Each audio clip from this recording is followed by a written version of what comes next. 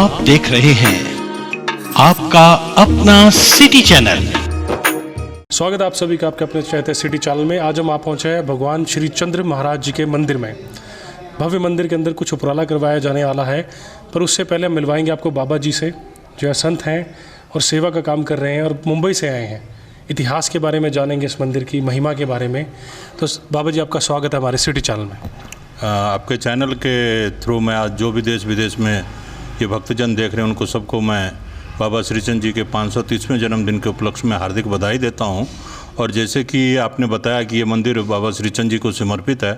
बाबा श्रीचंद जी गुरु नानक देव जी के सपुत्र थे और गुरु नानक देव जी ने जो चारों उदासियों में अपनी यात्रा को की, उस जगह पे दोबारा अगर उस जो नाम की अलख को जगाने का कार्य था वो बाबा श्रीचंद जी ने किया और उसे काबुल से लेकर कंधार तक और यहाँ कश्मीर से लेकर पेशावर तक बाबा श्रीचंद जी ने पैदल यात्रा करके अनेक जगहों पे विश्राम किया, कहीं पे कुछ कार्य किए। उन जगहों पे उनके याद के स्वरूप में भव्य मंदिरों का, आश्रमों का संचालन होता है।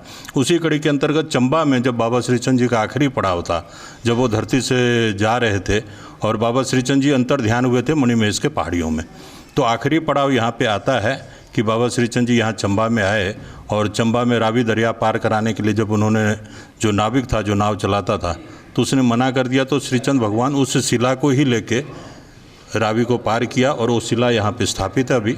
और उसी की मान्यता से लोग देश विदेश से श्रद्धालु यहाँ आते हैं और उनके जन्मदिन के उपलक्ष्य में अभी 530 साल से ये सेवा यहाँ पे निरंतर चल रही है। तो 530वां जन्मदिन हम मना रहे हैं और हम सारे श्रद्धालुओं से, धर्म प्रेमी सज्जनों से निवेदन करते हैं कि आप लोग यहाँ आएँ और इस अवसर का लाभ उठाएँ और इस आश्रम का जो महिमा है इसकी मर्यादा से जुड़ें। धन्यवाद। और बाबा जी, कुछ जानेंगे चमत्कारों के बारे में भी जिनके लिए मान्यताएं कही गई हैं, मानी गई हैं। एक तो ये श्री गुरु नानक देव जी के पुत्र हैं, उसके बाद भी कई चमत्कार हुए, कई फोटोग्राफ्स यहाँ लगे हुए हैं, इनके बारे में थोड़ा सा बताएं। बाबा श्रीचंद जी का जब प्रादुर्भाव इस धरती पे हुआ तो उस समय मुगलों का बहुत बड़ा साम्राज्य था और मुगल आक्रांताओं का इतना भय था कि जो सनातन धर्म थी उसको चलाने के लिए वो लोगों ने अनेक तरीके के फतवे जारी कर रखे थे। तो सनातन की आवाज़ को बुलंद करने के लिए उस समय कोई था नहीं। तो जैसा कि गुरु ग्रंथ साहब में भी दर्ज है कि बाबर के खिलाफ अगर किसी ने आवाज़ उठाया तो गुरु नानक जी ने उठाया और उसी आवाज़ को बुलंद करने के लिए बाबा श्रीचंद जी आए और उस अलग को जगाते रहे। जहाँ पे उनको ऐसी परेशानी लगी वहाँ पे उन्होंने अपने शक्तियों को उजागर किया और उस शक्तियों से उन्होंने वो जो समस्याएं थी उनको समाधान किया। और ये अगर हम लोग जोड़ेंगे तो बहुत लंबा आपका एपिसोड बन जाएगा, क्योंकि कहीं सोमनाथ में किया है, कहीं जगन्नाथपुरी में किया हुआ है, कहीं पे द्वारका जी में किया हुआ है, पेशावर में किया हुआ है, काबुल में किया हुआ है। जहाँ पे भी गए उन्होंने लोगों को नाम के साथ जोड़ा और सतमार्ग पे लगाया। जो भूली भटकी जनता थी, जो उन आक्रांताओं से डरी हुई थी, उन सबको निर्भय बनाने का कार्य बाबा श्रीचंद जी ने किया। और अगर उस शक्तियों के ऊपर में जाएंगे तो 151 साल बाबा श्रीचंद जी इस धरती पे रहे। तो 151 साल का वृत्तांत अगर सुनाना हो तो उसके लिए काफ़ी समय लगेगा। बाकी फोटोग्राफर्स हैं, आप दिखा सकते हैं। भ्रमण किया, शांति और प्यार भाव का पाठ और सेवा भाव का जो पाठ है दुनिया को पढ़ाया। उनके बेटे भी, सपुत्र भी इसी नक्शे कदमों पर चलते हुए बात करेंगे। जब वो चंबा पहुंचे, चंबा की कहानी थोड़ी सी बताएं इसके बारे में। चंबा के जो राजा थे वो चरपटनाथ के सेवक थे और चंपावती जो उनकी पुत्री थी उनके नाम पे शहर को बसाया गया था और यहाँ पे बाहर से किसी भी आए हुए पुरुष को प्रवेश वर्जित था और बाबा श्रीचंद जी को मणिमहेश जाना था।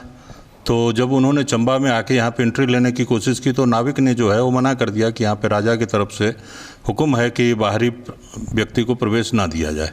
तो बाबा श्रीचंद जी बोले कि मेरे को तो मणिमहेश जाना है।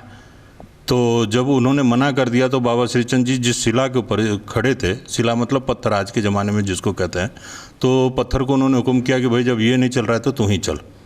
तो बाबा श्रीचंद जी जब उस शिला को लेकर चले और चंबा के निवासियों ने देखा कि एक ऐसा योगी आया जो पत्थर के ऊपर खड़े होके पत्थर को तैरा रहा है और चंबा के ऊपर में चक्कर काट रहा है, तो सभी ने जाके राजा को जब ये सूचना दी तो राजा शर्मिंदा होकर बाबा श्रीचंद जी के चरणों में गिरा और राजा ने इस मंदिर को बनवाया और तब से ये सेवा निरंतर चल रही है। दूर दूर से लोग आते हैं, जिनको जैसे जैसे पता लगता है मनोकामना सबकी पूरी होती है। उसी कड़ी के अंतर्गत ये 530वां जन्मदिन हम लोग यहाँ पे बाबा श्रीचंद जी का मनाने जा रहे हैं। जैसा कि आपको पता है कि कोई मुंबई से, कोई अमेरिका से, कोई दिल्ली से, कोई वृंदावन से, अनेक जगह से साधु महात्मा भी पहुंच रहे हैं। और भक्तों से भी हम अपील करते हैं कि आप लोग इसमें सहयोग करें ताकि इसकी रौनक को बनाया जा सके।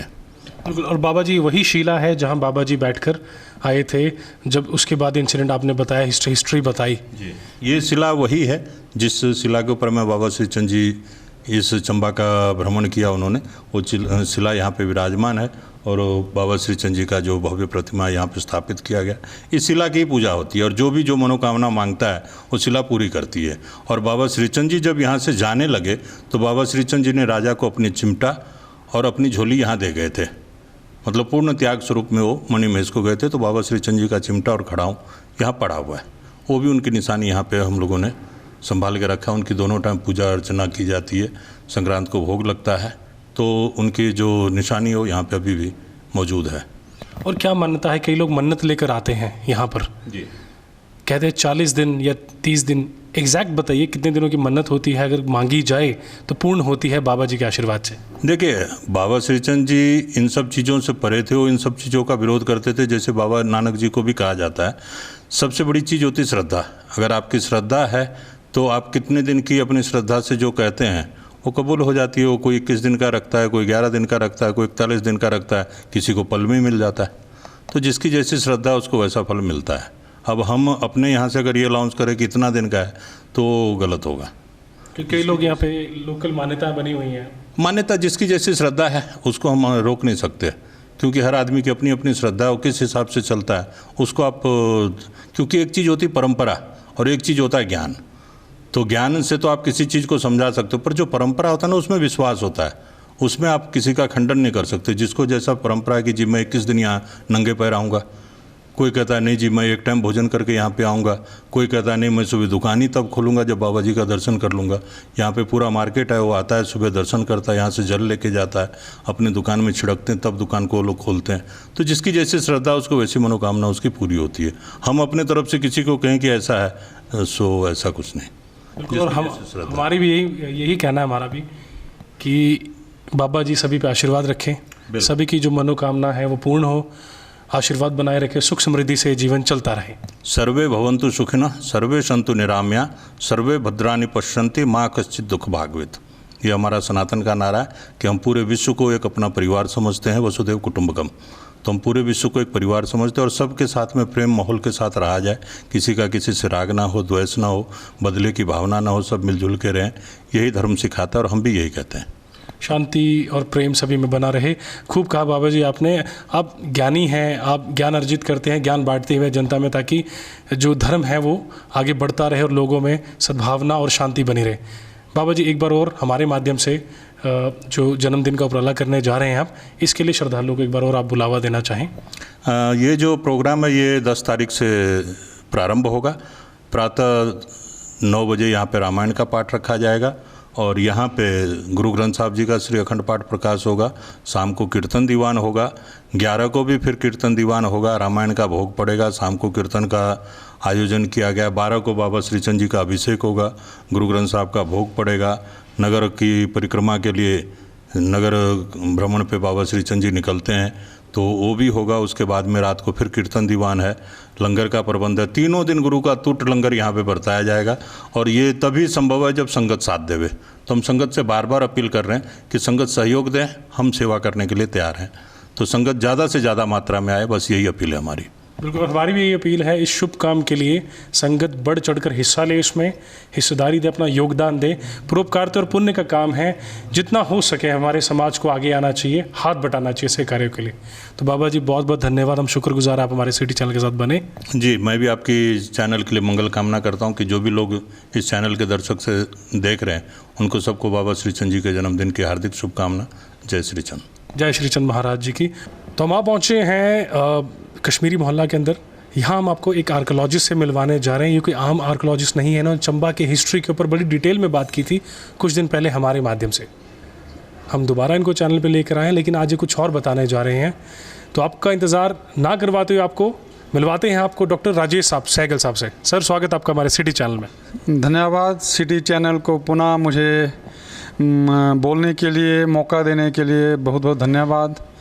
आज हम यहाँ पे बाबा श्री चंद जी का जो शिला मंदिर है चंबा में, हिमाचल प्रदेश में, वहाँ पे खड़े हैं हम, क्योंकि वीरवार को बाबा श्री चंद्र जी का जन्मोत्सव यहाँ बड़े हर्षोल्लास से मनाया जा रहा है, तो उस पर मैं कुछ प्रकाश डालने जा रहा हूँ। भगवान श्री चंद्र जी महाराज का जन्म भाद्रपद सुदी 1551 के सुल्तानपुर लोधी में ज़िला कपूरथला पंजाब में हुआ था। आप श्री गुरु नानक देव जी के और माता सुलखनी जी के ज्येष्ठ पुत्र थे। बाबा जी शिव अवतारी थे। जन्म से ही उनके सिर पे जो था सुनहरी जटाएं, कान के मांस का मुंदरा, तन पर भस्म थी। आप बचपन से ही कई दिन तक आप समाधि में बैठकर लीलाएं करते रहते थे। आपने संसार के दूर दूर स्थानों का भ्रमण किया और लोगों को जागरूक कर सनातन से जोड़ने का प्रयास किया। बाबा जी ने बारठ साहिब पठानकोट में 62 वर्ष तपस्या की। पंजाब में टहली साहब, गुरदासपुर और नानक चक को भी अपनी चरण धूल अर्पित की। जिन स्थानों पर बाबा जी ने समय समय पर अपना समय बिताया, वहाँ धार्मिक स्थान जो हैं स्थापित हैं। बाबा जी 150 वर्ष तक दर्शन देते रहे, परंतु उनका रूप जो है 15 वर्षीय बालक का ही रहा।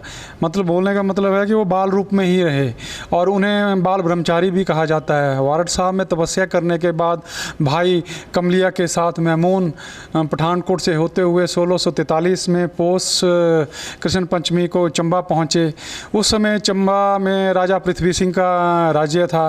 राजा के गुरु जिनका राजा बहुत मान करते थे, वो उनके ही सलाह पे सारा यहाँ पे जो राजकाज चलता था, तो उनका राजा की आज्ञा थी कि चंबा में प्रवेश नहीं हो सकता। तब बाबा जी पुल के पास उन्हें सैनिकों ने चंबा में पुल से आने के लिए रोका, तो उस समय उन्होंने पास वहाँ पे एक शिला जिसे हम चंबयाली में टोल कहते हैं, उस पे वो खड़े हो गए। हाथ में उनके चिमटा था और उन्होंने शिला को इशारा किया कि चंबा की तरफ चलो, क्योंकि नाविकों ने उन्हें चंबा ले जाने से मना कर दिया था। राजा का देश जो था वो उस चट्टान पे खड़े हुए, उन्होंने चट्टान को आज्ञा दी कि मुझे ये रावी पार करवाए। चट्टान ने तैर कर बाबा जी को चंबा पहुंचा दिया हवा में उड़ते हुए। और पूरे शहर का भ्रमण जब वो कर रहे थे, तो यहाँ के लोग जो हैं कौतुक से उन्हें देखकर हैरान हुए कि एक संत जो है चट्टान पे खड़े हैं और वो चट्टान हवा में उड़ रही है। 4 चक्कर लगाने के बाद संत जी के बोलने पे शिला को उन्होंने इशारा किया और वो यहाँ पे, जहाँ पे आज वर्तमान में शिला स्थापित है, वहाँ पे वो शिला स्थापित हो गई। राजा को जब इसका पता चला तो वो उन्होंने काफ़ी क्षमा मांगी। उस वक्त बाबा जी की आयु 149 वर्ष थी। बाबा जी ने राजा को कहा कि कुछ भी मांग लो। राजा ने, क्योंकि उस वक्त राजा की संतान नहीं थी, तो राजा ने उन्हें पुत्र आशीर्वाद में दिया। राजा ने कहा, बाबा जी ने कहा कि राजा आपको एक नहीं 2 पुत्र होंगे। कुछ समय के पश्चात राजा के 2 पुत्र हुए। राजा ने कुछ ज़मीन भी बाबा जी के नाम पे चढ़ाई और बाबा जी का वहाँ पे मंदिर बनाया गया। 5 मई 1998 को बाबा जी की सुंदर मूर्ति जो आप शिला मंदिर में देख रहे हैं, उसकी स्थापना की।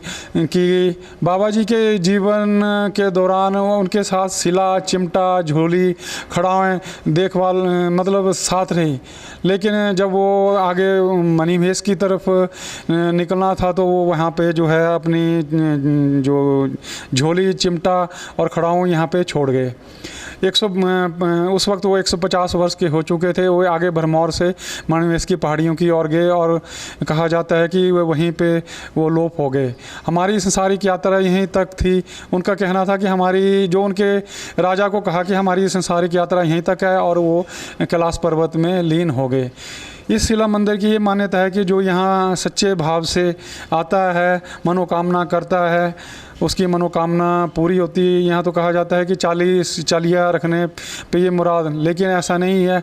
आप मन में सोचोगे भी, अच्छे भाव से सोचोगे, वो आपकी मनोकामना पूरी होगी। और निस्वार्थ भाव से आप सेवा कीजिए, समाज के लिए अपना सहयोग कीजिए, सब कुछ आपको बाबा जी के चरण उसमें मिलता है। ये तो मैं अपनी आप बीती भी सुना रहा हूँ, क्योंकि जो भी यहाँ पे मांगने भर से ही पूरी होती है। बिल्कुल सर, हम चाहते हैं आपके माध्यम से एक बार दर्शन भी करवाई जाए शिला के। तो मेरी दरख्वास्त है कैमरामैन AP साहब से, प्लीज़ आप हमारे साथ थोड़ा सा बने रहें ताकि हम जो शिला है उसके भी दर्शन करवा सकें। सर आइए प्लीज़। ये वही शिला है जिस पे जो हमारे बाबा श्रीचंद जी हैं खड़े होके यहाँ पे आए, और ये आज यहाँ पे शिला स्थापित है।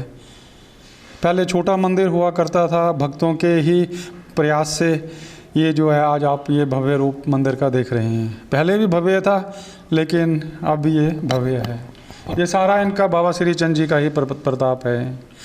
पंजाब और देश के बाकी हिस्सों से, इवन कनाडा या दूसरे हिस्से से भी लोग यहाँ पे आते हैं और मत्था टेक के जो भी उनकी मनोमुराद है, आज तक जो भी यहाँ पे जिसने भी जो सोचा है वो पूर्ण हुआ है।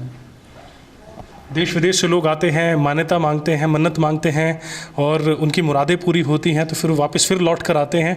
और इसी के साथ साथ बाबा जी के जो चिमटा और जो त्रिशूल है, जो असली त्रिशूल है, वो सामने उसके भी दर्शन आप करवाएं एक बार। यहाँ पे ग्रंथ साहब भी रखे गए हैं। रोज़ यहाँ पे पाठ होता है। जैसे जैसे जिस भक्त को हुक्म होता है वो बाबा जी का वो समय निकाल के यहाँ आते हैं और ग्रंथ साहब का पाठ करते हैं। शाम को आरती और कीर्तन होता है। काफ़ी संख्या में लोग यहाँ पे आते हैं। ये सामने आप भव्य प्रतिमा के साथ साइड में देख रहे हैं, ये बाबा जी का चिमटा है, और साथ में जो उसके कोहनी के नीचे रखते हैं वो है, ये असली है जो यहाँ पे वो छोड़ गए थे। जब आपने कहा कि उन्होंने कहा मेरा संसारिक यात्रा का जो सफ़र है वो पूरा हो चुका है, तो मणिमहेश जाने से पहले उन्होंने अपने चिमटे को और जो बाकी जो लकड़ी के बने हुए जिनके सहारे वो हाथ रखते थे यहीं छोड़ गए, और फिर उसके बाद मणिमहेश की यात्रा की तरफ निकल पड़े। जी, यहाँ से जाते उन्होंने धड़ोग महल्ला हमारा, वहाँ पे थोड़ा समय बिताया। फिर मुगला में धीरे धीरे वो भरमौर पहुँचे और उसके बाद वो वहाँ से शिव में लीन हो गए। और ये सत्य घटना पर आधारित कहानी है, ये कोई काल्पनिक कहानी नहीं, ये सत्य घटना है। तो हमारी यही दुआ है कि जब वीरवार से यहाँ लंगर और रामायण पाठ जैसे उन्होंने बताया रखा जा रहा है, उसमें लोग बढ़ चढ़कर हिस्सा लें। और सर एक चीज़ और हम आप अपने माध्यम से दरख्वास्त करना चाहेंगे। संगत आती है कई बार, क्योंकि वैसे तो हिमाचल जो है देवभूमि है, देवी देवताओं का वास कहा जाता है यहाँ पर, लेकिन हर मंदिर की एक अलग कहानी है, हर गुरुद्वारे की एक अलग कहानी है। तो सर जो लोग यहाँ आ रहे हैं, कई लोग पहली बार भी आते हैं और पहली बार आने तक उन्हें पता नहीं होता कि मतलब किससे मिलना है, क्या करना है। तो सर कोई अगर उनको इन्फॉर्मेशन मिले हमारे माध्यम से, ताकि उनका स्वागत भी हो सके और वो आनंदमयी होकर यहाँ से जाएं। आपने ठीक कहा है, क्योंकि जो भी यहाँ पे आते हैं पंजाब से खासकर, क्योंकि ये गुरु नानक देव जी के पुत्र थे, तो वहाँ का जुड़ाव, वैसे तो पूरे विश्व का जुड़ाव इस मतलब बाबा श्रीचंद जी के पास से जुड़ा हुआ है, लेकिन जो भी यहाँ पे आता है वो मत्था टेक के जाता है। जैसे मणिमहेश का भी नहान हो रहा है, तो लोग जब चंबा आते हैं तो यहाँ पे लक्ष्मीनाथ जी का मंदिर है, वहाँ पे मत्था टेकते हैं। उसके बाद बाबा श्रीचंद जी के यहाँ पे शिला मंदिर में आते हैं और अपनी श्रद्धा से मत्था टेककर अपनी मनोकामनाओं को पूरा करते हैं। कोई भी अगर जानकारी लेनी हो तो बाहर यहाँ पे बोर्ड पे बाबा जी का इतिहास लिखा हुआ है, वहाँ से आप देख सकते हैं। यहाँ पे जो मतलब सेवा करते हैं गुरुमुख सिंह जी बेदी जी, जो इनके वंशज ही हैं, उनके जो भतीजे श्री इंदर सिंह जी हैं, जो आपको यहाँ पे मिलेंगे, उनसे आप पूछ सकते हैं। बिल्कुल सर, हमें भी बड़ी खुशी होती है जब सौभाग्य मिलता है मंदिरों में जाने का, मंदिरों के पीछे की सत्य घटना को जानने का। बड़ी खुशी होती है, बड़ी प्रसन्नता होती है हमें अपने इतिहास पे, और गर्व होता है सर। ऐसा इतिहास देश और दुनिया में किसी और देश का नहीं है। हमने कई बार कहा है ये, और ऐसे फलता फूलता रहे, लोग खुश रहें, हंसते रहें और अपनी मान्यताओं को लेकर मंदिरों में आते रहें, और इस तरह प्रभु उनके ऊपर कृपा बनाते रहें। तो सर हमारे साथ बनने के लिए बहुत बहुत धन्यवाद आपका। सिटी चैनल का मैं पुनः धन्यवाद करता हूँ, इनका सिंह साहब का भी और आपका भी बहुत बहुत धन्यवाद। बहुत बहुत धन्यवाद सर। और इसी के साथ आज के एपिसोड के लिए सिर्फ इतना ही। अगली बार फिर मिलेंगे एक नई कहानी के साथ, किसी नए दिग्गज कलाकार से, महात्मा संत जी से, या फिर किसी आम आदमी से। तो तब तक के लिए हम इजाज़त लेते हैं आपसे।